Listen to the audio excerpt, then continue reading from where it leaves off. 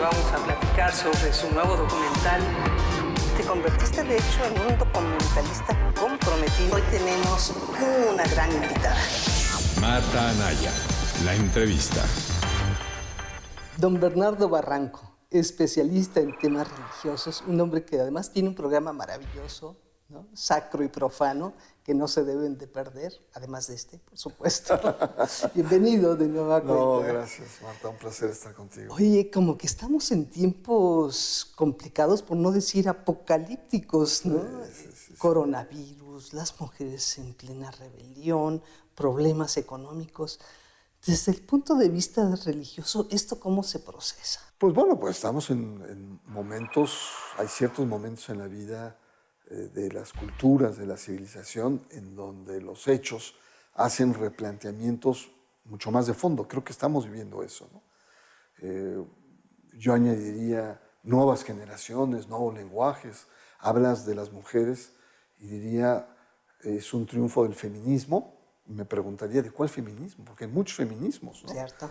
¿No? El feminismo tradicional, contestatario, está siendo muy cuestionado por las mujeres actuales, que son más irruptivas, más pragmáticas, pero más, sí, irruptivas sería la palabra, ¿no? Entonces sí estamos viviendo momentos en donde la realidad nos coloca ante cambios importantes, ¿no? De generación. La presencia de los millennials, que es cada vez más fuerte, porque son los que están tomando el poder, la conducción. No solamente son los jóvenes que ya están interactuando, tomando decisiones. Pero fíjate, te lo pregunto un poco en este sentido, porque yo recuerdo que cuando apareció, por ejemplo, el VIH, los jerarcas religiosos, al estilo Prigione, nos decían castigo de Dios. Y bueno, no falta quien ahora nos dice que el coronavirus igual, que lo que está pasando, pues son, por así que, castigos divinos. Sí. ¿Tú cómo ves el comportamiento de las distintas iglesias sobre lo que estamos viviendo? Yo creo que es fruto de esta cultura católica que históricamente nos plantea el tema de la culpa, del mal, de estar cargando permanentemente con losas muy pesadas, ¿no? Lo mismo pasó con la peste negra en la Edad Media, ¿no? Que ahí nos andaban con cuentos, ahí fueron millones de personas que murieron por la famosa peste negra, y además por las características eran verdaderas connotaciones apocalípticas, es decir, del fin de los tiempos y de castigo de Dios. Los pecadores eran los que morían, ¿no? Cuando bueno, esas pestes eran tremendas. O momentos, esto fue pues, que en el siglo XIV, otros momentos también donde la cultura y la civilización se vio profundamente trastocada. Georges Duby, un historiador francés muy famoso, tiene un libro maravilloso que se llama El año 1000. Y en el año 1000 no solamente hubo también pestes, pandemias que digamos, arrasaban con ciudades enteras, sino también era el desgaje de los cristianos latinos, de los cristianos ortodoxos, Oriente y Oriente, el ascenso de los musulmanes hacia el norte, ¿no? Las invasiones que se da hasta Constantinopla, España, etc. Y esta sensación de que el mundo se estaba acabando. Y entonces había movimientos milenaristas, por una parte, o estos movimientos religiosos apocalípticos del fin de la historia, el fin de la civilización. Que están creciendo. En esos, o sea, son momentos como estos en donde crecen estas aspiraciones. Y bueno, pues lo que estamos viendo actualmente, sobre todo con el coronavirus, es también el despertar de esta especie de culpa, ¿no? De esa especie de sentimiento de castigo. Dios castiga, ¿no? Y bueno, las consecuencias, ¿no? Por ejemplo, con el tema del VIH no tuvo consecuencias económicas. Y ahora el coronavirus sí tiene consecuencias económicas. Las bolsas han caído, hay una lucha y hay un reacomodo en términos de los precios del petróleo. Las economías están, el intercambio internacional está cada vez más lento y por lo tanto tiene implicaciones muy fuertes en la vida de las economías, pero también en la cultura. ¿Cuándo uno iba a imaginar que en Italia pues y van a tener un país sellado. Claro. ¿No? Que no pueden salir a la calle, no hay autobuses, no hay cines, no hay eventos, no hay fútbol. La plaza de San Pedro vacía. Vacía, el Papa hablando vía internet, dando orientación a los sacerdotes desde internet, que si tienen que ir a dar a los enfermos de coronavirus, tienen que dar la unción. Es decir, cosas que realmente nunca hubiéramos imaginado. Es decir, una cosa tan sencilla como es ir de acá de la Ciudad de México a Toluca, no se puede hacer ya en Italia en este momento. No se puede hacer de Venecia, que es uno de los polos importantes, ir a Padua, que está a 15 minutos en tren. ¿No? Entonces son cosas inimaginables. Y claro, le das material para algunas iglesias. Por ejemplo, estoy pensando en los testigos de Jehová que han anunciado varias veces el fin del mundo, pues materiales, o otros que son apocalípticos, de que son señales divinas de que este mundo se va a acabar y que viene una segunda etapa de revelaciones, ¿no? Claro, el miedo es el gran factor en toda esta historia. El gran factor, ¿no? Cuando el coronavirus, pues sí es muy... Las declaraciones que hizo la señora Merkel, que son más de 4.000 que se pueden morir en Alemania, que tienen todas las condiciones, ¿no? Mientras los italianos dicen, bueno, pues es que cuando se da el coronavirus, ya en una etapa fuerte, pues hay que meterlos en cámaras respiratorias, pero están abarrotadas, ya no tenemos más en este país. Entonces, el riesgo de una pandemia y una epidemia que afecte, pues está ahí latente, ¿no? Y la reacción, por ejemplo, de la Iglesia Católica, que aquí en México todavía es la mayoritaria, ¿verdad? Claro. ¿Cómo la percibes tú? ¿Crees que está respondiendo como debe ser ante los problemas que tenemos, coronavirus, mujeres? Pues ha tomado medidas, ¿no? Medidas sobre todo de por sí las iglesias están vacías, o sea, no hay un riesgo de un contagio. Pero ha tomado medidas en el sentido de cómo dar la hostia, también cuidar eventos masivos, etc. En México ha habido algunas, pero no han sido tan severas, ¿no? Creo que la iglesia va un poco a la par de las medidas que el gobierno nos ha tenido. Y para muchos la impresión es que el gobierno no le ha dado la severidad que en otros países. Por lo tanto, las iglesias, sobre todo la católica, tampoco les ha dado. De hecho, la crítica al gobierno es esa, que parece no reaccionar, ¿no? Sí, como si fuera algo de otro planeta, ¿no?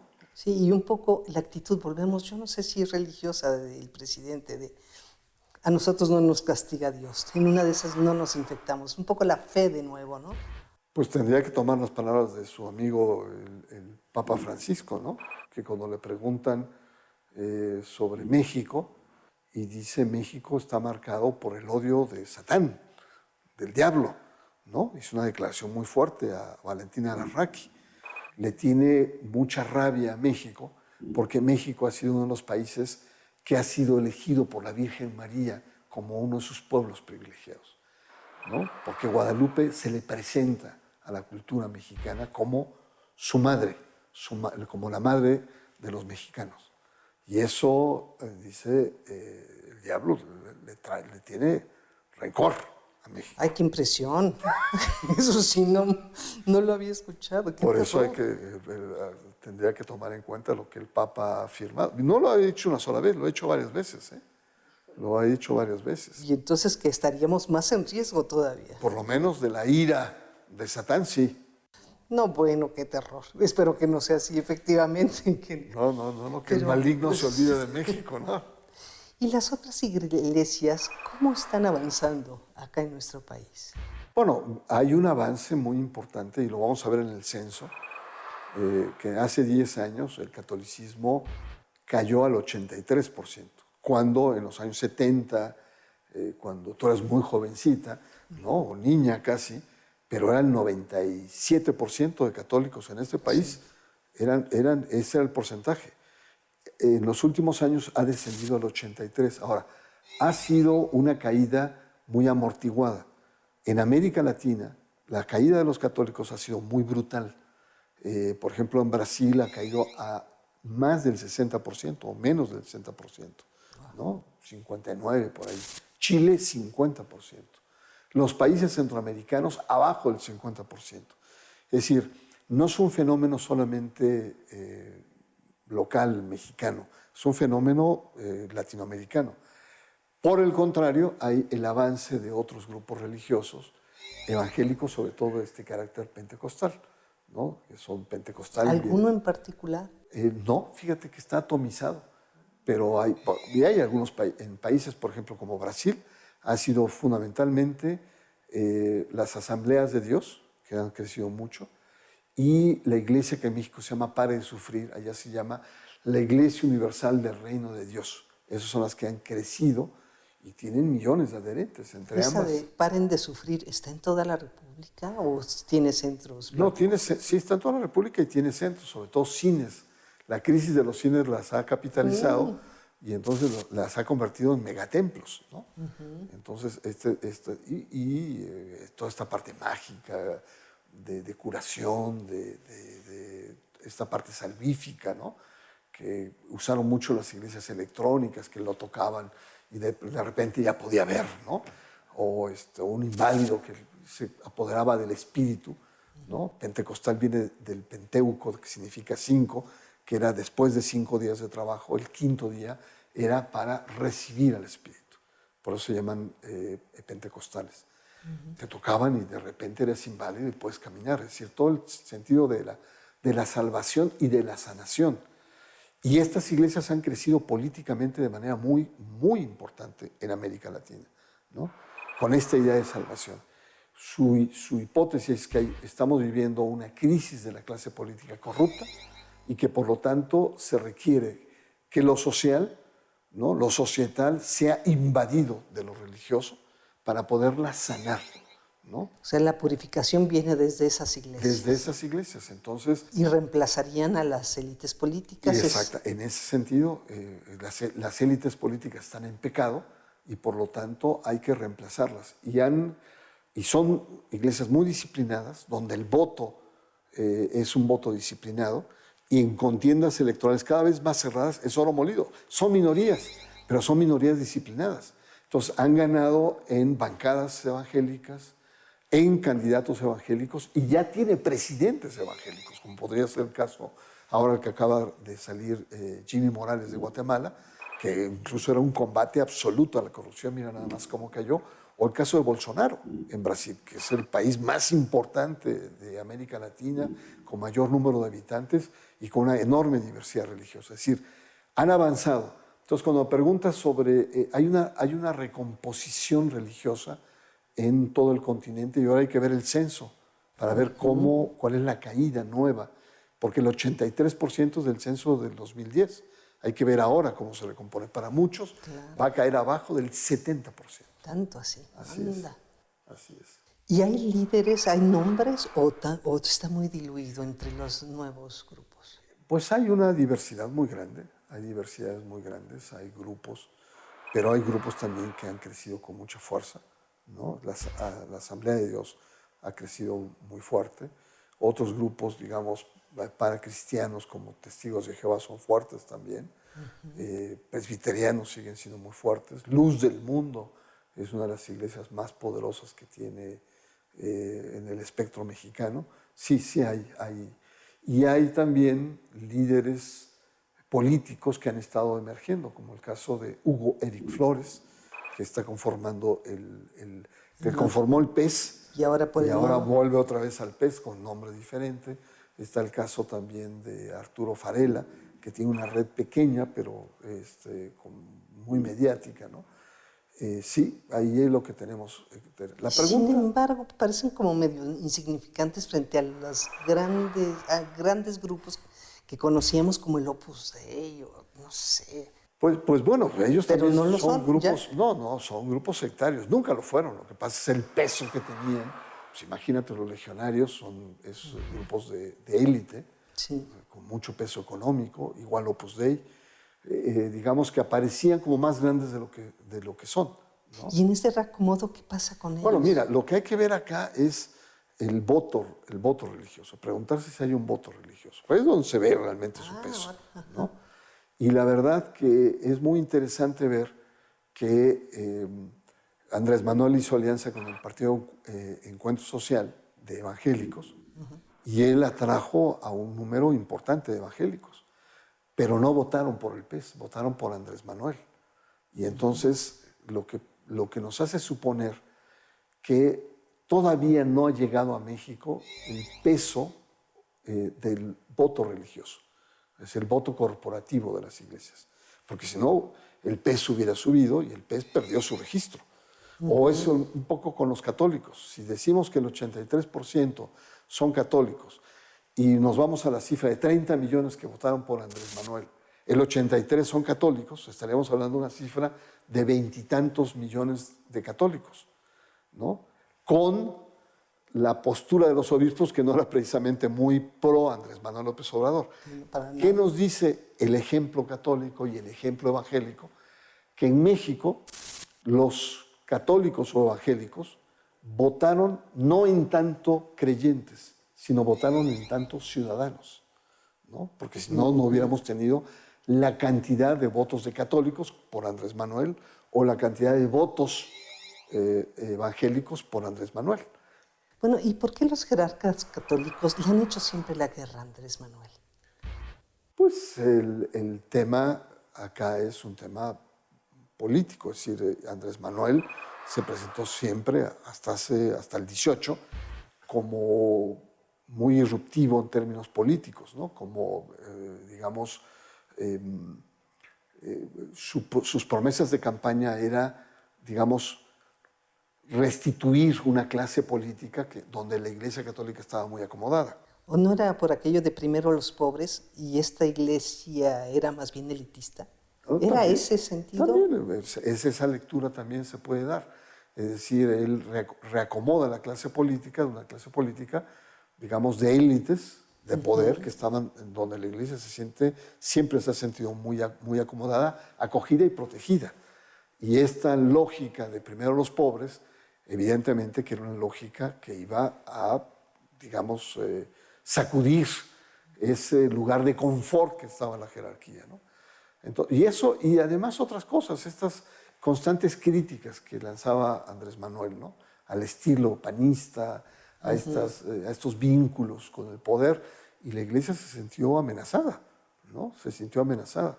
Pero ahora en este año y medio yo creo que no creo que sea por ahí, ¿no? No. Más bien al revés, creo que la Iglesia Católica, si es inteligente, va a poder encontrar en Andrés Manuel más bien... ¿Un aliado? Oportunidades, más que una amenaza. Es que yo los veo muy cautos y de repente veo que lo critican, pero que no saben encontrar su lugar frente a él. Lo que pasa es que bueno, la Iglesia no es monolítica, ¿no? Tienes, por ejemplo, la Arquidiócesis de México, está gobernada por el cardenal Aguiar Retes, que trae un pasado muy cercano al PAN y al PRI. Él fue del Estado de México, fue muy consentido por el grupo Peña Nieto, hizo acuerdos para la repenalización del aborto en el año 2009, por ejemplo, ¿no? en 19 estados, o el tema de cambios al artículo 24 constitucional sobre libertad religiosa.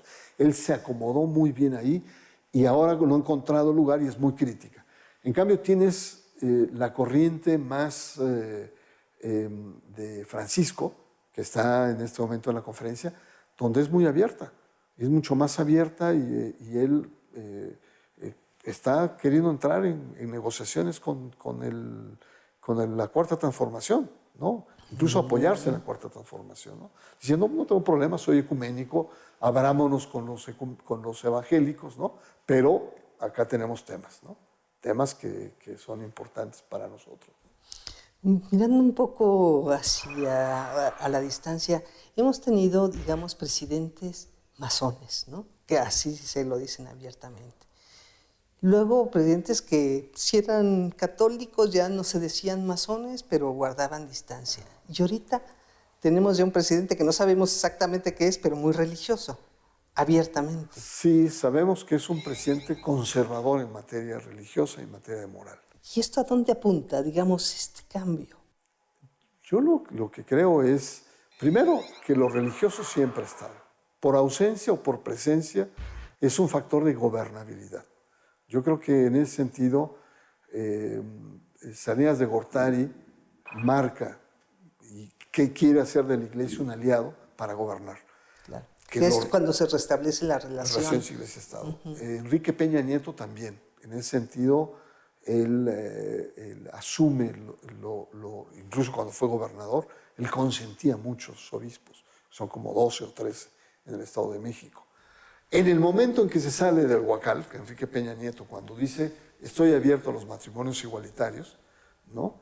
Se da justo previo a una reacción católica muy fuerte con las marchas anti matrimonios igualitarios e incluso la debacle que se da en las intermedias del 2012, los católicos se lo atribuyen como una debacle, como un castigo divino. En Aguascalientes, ¿no? Particularmente. En Aguascalientes, digo, de las 9 gobernaturas que había prometido, creo que fueron 2 las que conquista. ¿Y tú crees que sí fue el factor religioso? No, por supuesto religioso? que no. Eso es una utilización política que usa la Iglesia, como diciendo, te quieres salir, te quieres poner muy secular, mira la implicación política. Pero si uno ve en Veracruz, por ejemplo, en Veracruz hubo encuestas y le preguntaron a los veracruzanos que no votaron por el PRI, que hubo un voto de castigo. Le preguntaron, ¿usted sabe algo de los matrimonios igualitarios? Y los que contestaron sí, fueron el 15%. O sea, no fue el castigo por los matrimonios igualitarios el factor. ¿El factor cuál fue? Pues que el PRI venía de caída total, ¿no? Los escándalos, corrupción, la falta de resultados, ¿no? Entonces, ese fue el factor real. Pero la Iglesia utiliza ese argumento para decir, mira la fuerza política que tenemos. Es un poco lo que hablamos hace un momento. No hay un voto religioso, por lo menos hasta ahora, en donde la jerarquía diga. Otro elemento es cuando se da en la Ciudad de México la cuestión de la legalización del aborto, la despenalización. La Iglesia va con todo, incluso Valdemar, que era el vocero del cardenal en ese momento, lo que plantea es un voto de castigo. No voten por el PRD, y ganó Mancera. O sea, no necesariamente la Iglesia tiene un correlato, o las iglesias, en términos electorales. Yo creo que ahí, pero la clase política no lo ha sabido leer ahí. La clase política se ha tragado ese dulce. Qué cosa, ¿no? Así es. Oye, un poco pensando en este cambio que se está dando, donde todo lo que tiene que ver con lo religioso ya está tomando las calles, está abriéndose, ya no hay, digamos, el pudor ni guardarse en el closet de antes. Si también nosotros vamos hacia la búsqueda de mandatarios abiertamente religiosos, y así como sucede en Guatemala y en otros países, ya tengamos presidentes cuya legitimación provenga de lo religioso.